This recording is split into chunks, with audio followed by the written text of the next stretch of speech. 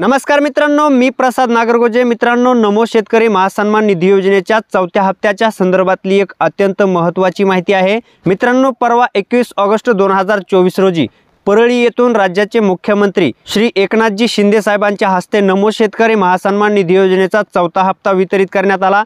मित्रांनो, ज्यावेळेस नमो शेतकरी महासन्मान निधी योजनेचा हप्ता वितरित केला जातो किंवा डीबीटीच्या माध्यमातून कुठलेही पैसे वितरित केले जातात, त्यावेळेस 1 ते 2 दिवसांमध्ये संपूर्ण पात्र लाभार्थ्यांच्या खात्यामध्ये पैसे जमा होतात।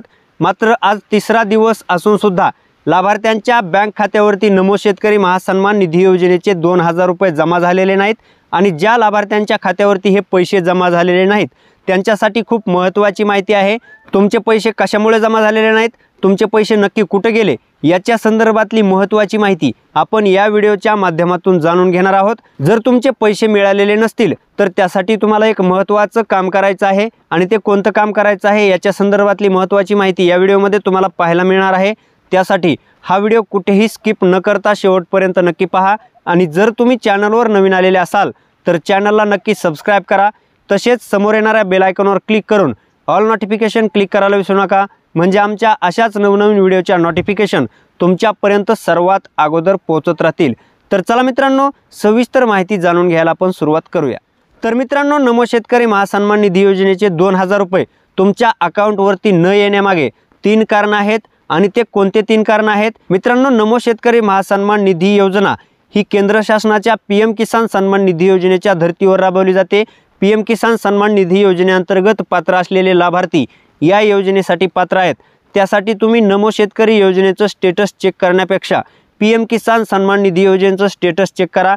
पीएम किसान सन्मान निधी योजनेचं स्टेटस चेक करण्यासाठी pmkisan.gov.in या वेबसाईटवरती जा। या वेबसाईटवरती गेल्यानंतर तुमचं स्टेटस चेक करण्यासाठी तुम्हाला ऑप्शन दिले जाईल।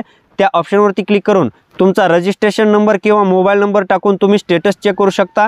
मित्रांनो, स्टेटस चेक केल्यानंतर स्टेटसमध्ये तुमची ई-केवायसी पूर्ण झालेली आहे का पहा। ई-केवायसीच्या पुढे डन आयकॉन आलेला असेल तर पहा। जर तुमची ई-केवायसी झालेली असेल तर तुमचं लँड सेडिंग सुद्धा झालेलं आहे का पहा आणि तुमचं आधार सेडिंग सुद्धा झालेलं आहे का पहा।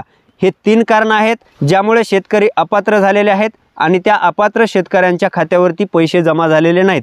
मित्रांनो, जर हे तिन्ही कारण तुमचे व्यवस्थित असतील, तिन्ही ऑप्शनच्या पुढे हिरव्या कलरमध्ये राईट टिक आलेले असेल तर 100% तुमचे पैसे जमा झालेले आहेत। मात्र ते कोणत्या तरी दुसऱ्या अकाउंटवरती जमा झालेले आहेत, कारण तुमचं आधार सेडिंग ज्यावेळेस केलं जातं त्यावेळेस तुमच्या आधार कार्ड सोबत जे बँक अकाउंट लिंक आहे त्या बँक अकाउंटवरती हे नमो शेतकरी योजनेचे असतील, पीएम किसान सन्मान निधी योजनेचे असतील, हे संपूर्ण हप्ते जे आहेत ते त्या बँक अकाउंटवरती जमा होतात। मग तुमचं कोणत्या बँकेसोबत आधार सेडिंग झालेलं आहे त्या बँकेच्या अकाउंटवरती तुम्ही पैसे चेक करू शकता।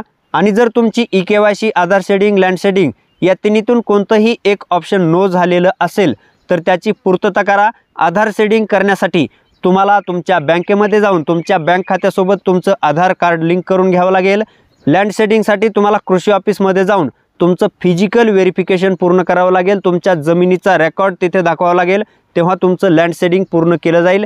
आणि जर तुमची ई-केवायसी झालेली नसेल तर तुम्ही कुठल्याही सेतू सुविधा केंद्रामधून तुमची ई-केवायसी पूर्ण करू शकता किंवा तुमच्या मोबाईलवरून सुद्धा तुम्ही ई-केवायसी पूर्ण करू शकता। तर मित्रांनो, अशा पद्धतीची नमो शेतकरी महासन्मान निधी योजनेच्या संदर्भातली महत्त्वाची माहिती होती। जर तुम्हाला मी दिलेली माहिती आवडली असेल तर माझ्या या व्हिडिओला एक लाईक नक्की करा। तसेच तुमच्या जास्तीत जास्त मित्रांपर्यंत हा व्हिडिओ शेअर करायला विसरू नका। धन्यवाद। जय हिंद, जय महाराष्ट्र।